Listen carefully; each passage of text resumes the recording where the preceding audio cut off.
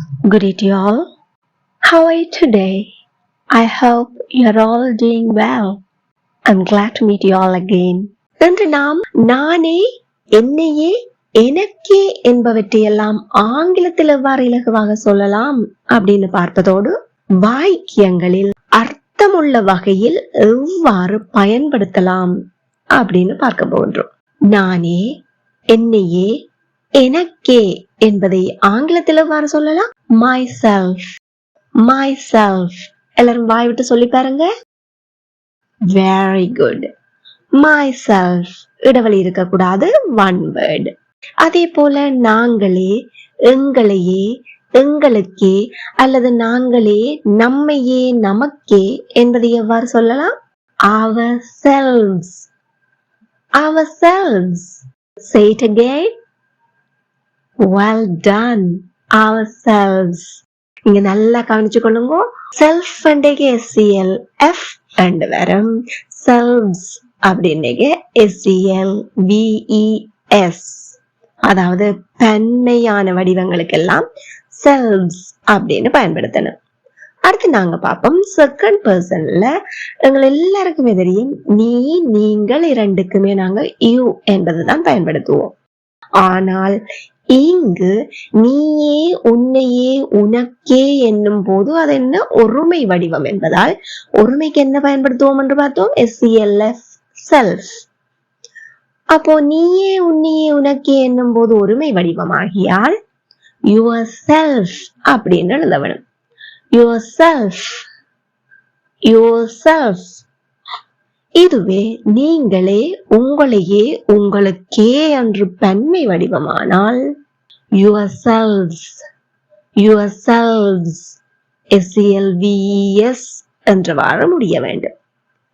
Again, நீயே, உன்னையே, உனக்கே yourself, நீங்களே, உங்களையே, உங்களுக்கே yourselves. Very good. அவனே, அவனையே, அவனுக்கே himself, himself. எல்லாரும் வாய் விட்டு சொல்லி பாருங்க. Amazing. himself. அவளே, அவளையே, அவளுக்கே herself, herself. Again, herself. அதுவே, அதனையே, அதற்கே.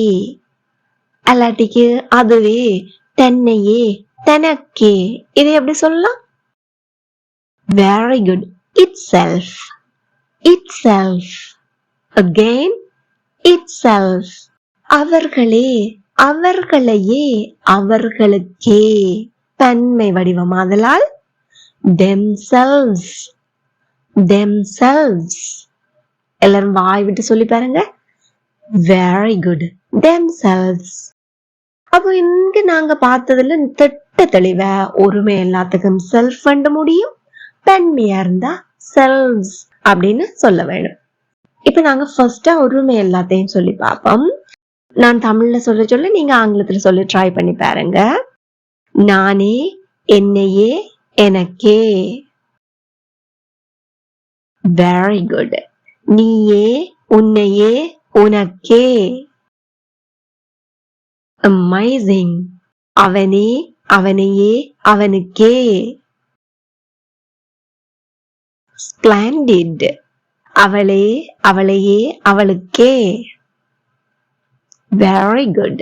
அதுவே, அதனையே, அதற்கே. Superb. இப்ப நாங்க பன்மை வடிவம் பார்ப்போம். நாங்களே, எங்களையே, எங்களுக்கே. Very good. நீங்களே, உங்களையே, உங்களுக்கே. Amazing. அவர்களே, அவர்களையே, அவர்களுக்கே. Very good. இங்கு நீங்கள் நன்றாக நினைவில் வைத்துக் கொள்ள வேண்டியது சாதாரணமாக ப்ரொனவுன்ஸ், அது சப்ஜெக்ட் ப்ரொனவுனா இருக்கலாம், ஆப்ஜெக்ட் ப்ரொனவுனா இருக்கலாம், எப்படி இருந்தாலும் 7 வகைப்படும். ஆனால் இங்கு நாம் பார்த்த வடிவமான ரிஃப்ளெக்சிவ் ப்ரொனவுன்ஸ் 8 வகைப்படும். ஏன் நாங்க செகண்ட் பர்சனை ஒருமை பன்மை என்றவாறு பிரித்து பயன்படுத்துகின்றோம். இந்த வீடியோ உங்களுக்கு பயனுள்ளதாக இருக்குமாயின் இப்பவே மறக்காம லைக் பண்ணிட்டு மற்றவர்களும் பயனடைய உங்களுக்கு தெரிந்தவர்கள் கற்பதில் ஆர்வம் உள்ளவர்கள் அனைவருடனும் பகிர்ந்து கொள்ளுங்கள். இதே போல இந்த சேனலை இதுவரை சப்ஸ்கிரைப் பண்ணாமல் பார்வையிடுகிறீர்களாயின் அல்லது இப்போதான் முதல் தடவையாக பார்வையிடுகிறீர்களாயின் மறக்காம சப்ஸ்கிரைப் பண்ணி அருகே உள்ள பெல் ஐக்கனையும் அழுத்தி கூடவே ஆல் என்கின்ற ஆப்ஷனையும் செலக்ட் பண்ணிக்கொள்ளுங்கள். அப்போதான் நான் பதிவிடுகின்ற வீடியோக்கள் அனைத்தையும் உடனுக்குடன் உங்களால் பார்வையிட்டுக் கொள்ள முடியும். Now let's move on to the video.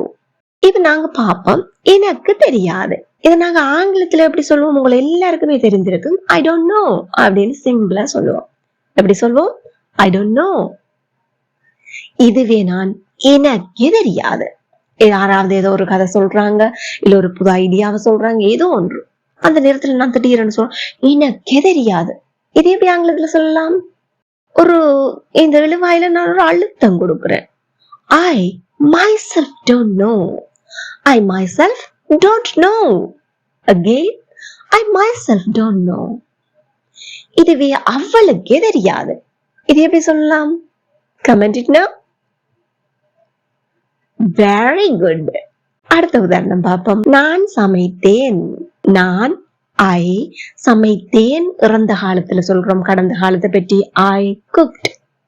I cooked. இதுவே நான் உங்களுக்காக சமைத்தேன். I cooked for you. I cooked for you. இப்ப நாங்க பார்ப்போம். நானே உங்களுக்காக சமைத்தேன். I cooked for you myself. I cooked for you myself. Again, I cooked for you myself. அவளே எங்களுக்காக அதை தயாரித்தாள். Comment your answer. Wonderful. You got it. நான் காயப்பட்டு கொண்டேன். I hurt. I hurt. நான் காயப்படுத்தினேன் என்றாலும் I hurt தான். நான் காயப்பட்டு கொண்டேன் என்றாலும் I hurt தான். hurt என்ற இறந்த கால வடிவம், நிகழ்கால வடிவம், பாஸ்ட் பார்ட்டிசிபிளா இருக்கட்டும் எல்லாமே hurt தான். hurt hurt hurt. It's an irregular verb. இதுவே என்னையே காயப்படுத்தி கொண்டேன். அது மனதளவிலையா இருக்கலாம் அல்லது பிசிக்கலியா இருக்கலாம். என்னையே காயப்படுத்தி கொண்டேன். I hurt myself. I hurt myself. உங்களுக்கான வினா அவளையே காயப்படுத்தி கொண்டாள். Comment your answer. Bravo. நாம் ஏன் இந்த ரிஃப்ளெக்சிவ் ப்ரோனவுன்ஸை பயன்படுத்துறோம் யோசிச்சு பாத்தீங்களா? வாங்க பார்க்கலாம். ஒரு வாக்கியத்துல சப்ஜெக்ட் அண்ட் ஆப்ஜெக்ட் சேமாக வரும்போது உங்களுக்கு எல்லாருக்குமே தெரியும் அவளை என்பதை நாங்கள் her என்று சொல்லலாம். She hurt her அப்படி சொன்னா அது ஒரு அர்த்தமாக இருக்குமா? இல்ல, ஒரு கன்ஃபியூசிங் ஸ்டேட்டா இருக்கு, குழப்பமா இருக்கு. அப்ப அவள் அவளையே, அதாவது அவளையே காயப்படுத்தி கொண்டாள். இதை நாங்க எப்படி சிம்பிளா சொல்லலாம்? She hurt herself. She hurt herself. அப்போ சப்ஜெக்டும் ஆப்ஜெக்டும் ஒருவரையே குறிக்கும் போது நாம் இந்த ரிஃப்ளெக்சிவ் ப்ரோனவுனை பயன்படுத்துறோம். வேற எப்போது பயன்படுத்துவோம்? ஒரு வாக்கியத்துல சப்ஜெக்டை வலியுறுத்தி கூறும்போது அந்த இடத்துல நாங்கள் இதை ரிஃப்ளெக்சிவ் ப்ரோனவுன் என்றாம இன்டென்சிவ் ப்ரோனவுன்ஸ் அப்படின்னு சொல்லலாம். அப்படி சொல்லும் போது சப்ஜெக்டுக்கு பக்கத்திலேயே இந்த ரிஃப்ளெக்சிவ் ஃபார்மை நாங்க பயன்படுத்துவோம். மேலும் உதாரணங்களை பார்ப்பதன் மூலம் உங்களுக்கு இந்த கான்செப்ட் திட்ட தெளிவாக புரிந்துவிடும். Let's look at some more examples. அவள் மதிய உணவை அவளே செய்து கொண்டாள். செய்து கொள்றது இது நாங்க she made lunch herself. She made lunch herself. She made lunch herself. அந்த சிறுமி விளையாட்டு மைதானத்தில் அவளே காயப்பட்டு கொண்டாள். இங்க அந்த சிறுமி என்றபடியத்தான் நாங்க ரெண்டையும் சொல்றோம். இல்லாட்டி சிம்பிளா நாங்க எப்படி சொல்லிருக்கலாம்? அவளே மைதானத்துல காயப்பட்டு கொண்டாள். இது எப்படி சொல்லலாம்? That girl hurt herself. That girl hurt herself எங்கே? விளையாட்டு மைதானத்தில். In the playground. That girl hurt herself in the playground. எல்லாரும் வாய் விட்டு சத்தமா சொல்லி பாருங்க. Very good. Again, that girl hurt herself in the playground. அடுத்த உதாரணம் பார்ப்போம். நானும் என் சகோதரனும் நாங்களே கச்சேரிக்கு டிக்கெட்டை வாங்கினோம். வேற யாரும் வாங்கி தரல, நாங்களே வாங்கிட்டோம். My brother and I. My brother and I. இத நாங்க my brother and me அப்படின்னு சொல்லி இருக்கலாமா? சொல்ல முடியாது. Me and my brother அப்படின்னு சொல்லலாமா? அப்படின்னு சொல்லக்கூடாது. I and my brother அப்படி சொல்லலாமா? அப்படின்னு சொல்லக்கூடாது. இங்க I என்பதுதான் பயன்படுத்த வேண்டும். அதே நேரத்துல செகண்ட் பர்சன் தேர்ட் பர்சன் எல்லாம் சொல்லி போட்டுதான் கடைசியில நாங்கள் நானும் என்பதற்கு இந்த I என்பதை பயன்படுத்த வேண்டும். Keep it in your mind. அப்போ எப்படி வருகின்றது? My brother and I. My brother and I வாங்கினோம். Bought நாங்களே.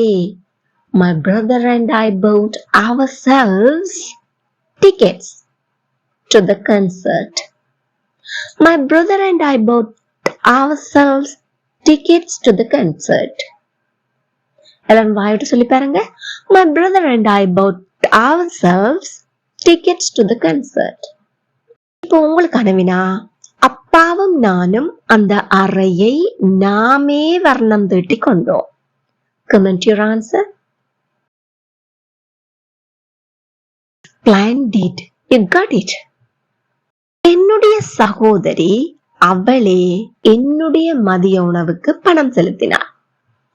எந்த லஞ்சுக்கும் சகோதரி அவளே பணம் செலுத்தினார். My sister. அவளே, my sister herself paid for my lunch. My sister herself paid for my lunch. Again, my sister herself paid for my lunch. அடுத்த உதாரணம் ஒன்று பார்ப்போம்.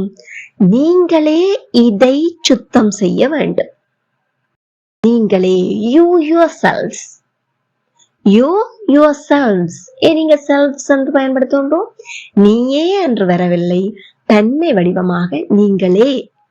You yourselves need to clean this. எல்லாரும் வாய்விட்டு சத்தமா சொல்லி பாருங்க. You yourselves need to clean this. Again, you yourselves need to clean this. நான் வயலின் வாசிப்பதற்கு எனக்கே கற்பித்துக் கொள்கிறேன். நானே எனக்கு டீச்சர். இது எப்படி சொல்லலாம்? I am teaching myself. I am teaching myself how to play the violin. I am teaching myself how to play the violin. இங்க கற்பித்துக் கொள்கிறேன் அப்படின்னு சொன்னேன். இதுவே நான் வயலின் வாசிப்பதற்கு நானே கற்றுக்கொள்கிறேன். இது எப்படி சொல்லலாம்? கமெண்ட் பண்ணுங்க.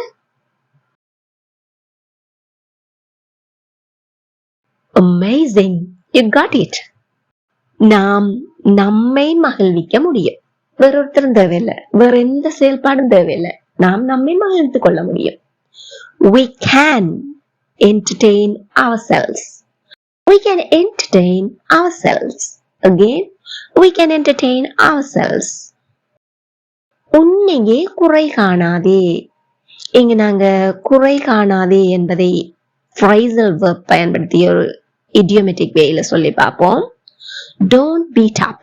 Don't beat up yourself. உன்னையே ஒருமை என்பதால் yourself என்பது பயன்படுத்துகின்றோம். Don't beat up yourself. இதை நாங்க ஒரு கிவிங் அட்வைஸ் ஃபார்ம்ல சொல்றோம். அதனாலதான் சப்ஜெக்டான யூ அப்படின்னு சொல்ல மாட்டோம். Don't beat up yourself அப்படின்னு சொல்றோம். அடுத்து நாங்க பார்ப்போம். பாடசாலைக்கு மீண்டும் செல்ல உங்களை தயார்படுத்தி கொள்ளுங்கள். வீட்டை இருந்தா இந்த ஸ்கூல் வழக்கமா நாங்க சொல்லிடுற வேலை எல்லாத்தையும் மறந்து போய் வேற பொழுதுபோக்கில இருப்போம். அப்ப அதுக்கு உங்களை எல்லாம் தயார்படுத்தி கொள்ளுங்க அப்படின்னு சொல்ல போறோம். இதை நாங்க எப்படி சொல்வோம் என்று பார்ப்போம். Dust off yourselves. உங்களை dust off yourselves and get back to school. Dust off yourselves and get back to school. Again, Dust off yourselves and get back to school. ரொம்ப இலவா இருக்கு இல்லையா? இந்த வீடியோ உங்களுக்கு பயனுள்ளதாக இருக்குமா? மறக்காம இப்பவே ஒரு லைக் பண்ணிக்கொள்ளுங்க. ஷீலா சில நேரங்களில் அவளுக்கே பேசிக்கொள்வாள். தானே தனக்கு பேசிக்கொள்ளுவா. சில பேர் பார்த்திருக்கிறீங்க, மனசுல கஷ்டமா இருக்கீங்க, கவலையா இருக்கீங்க, சம்டைம்ஸ் மகிழ்ச்சியா இருக்கீங்க கூட தங்களுக்கு தாங்களே பேசிக்கொள்வாங்க. இது எப்படி சொல்லலாம்? Sheila talks to herself sometimes. சில நேரங்கள்ல Sheila talks to herself sometimes. எல்லாரும் வாய் விட்டு சொல்லி பயிற்சி எடுத்துக்கொள்ளுங்க. Amazing.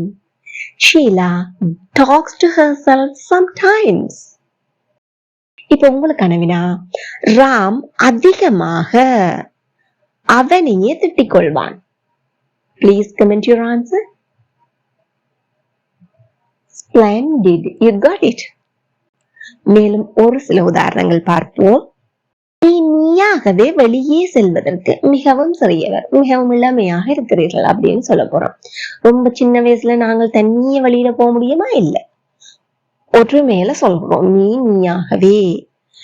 You are too young to go out yourself. You are too young to go out yourself.